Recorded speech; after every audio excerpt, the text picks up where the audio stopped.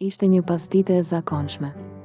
Një grua e moshuar, e mbështjellë me një shall të vjetër, u ul pak në një stol pranë hyrjes së xhamisë për të pushuar. Kishte ardhur për namazin e pasdites dhe si çdo herë qëndroi pak më shumë, duke u lutur dhe duke soditur njerëzit që kalonin. Kur u ngrit të kthehej në shtëpi, e lodhur dhe pak e hutuar, harroi shallin mbi stol. Ishte një shall i thjeshtë, pak i vjetër, por i mbante ngrohtë dhe kishte kohë që e kishte me vete. Nuk e vuri re që i mungonte, madje as kur arriti në shtëpi, ndoshta sepse mendimet i kishte më shumë tek Allahu se sa te gjërat e dorës. Të nesërmen në mëngjes, një grua e re u ul në të njëjtin stol. Ishte e zbetë në fytyrë dhe mbante fëmijën në krah.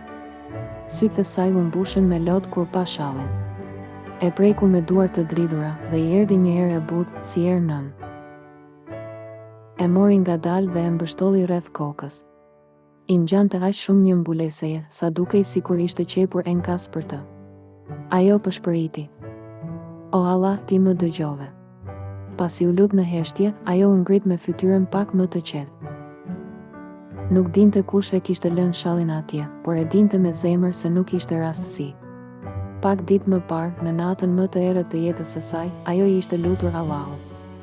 O Zot, më jep diçka për të mbuluar veten, që të vi në shtëpinë tënde me nder. Allahu ja solli pa fjalë, pa pagesë, pa gjurmë.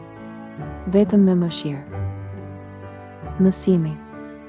Allahu përdor veprat tona, edhe ato që na duken të parëndësishme apo që i harrojmë, për të sjellë shpresë dhe ndihmë tek dikush tjetër.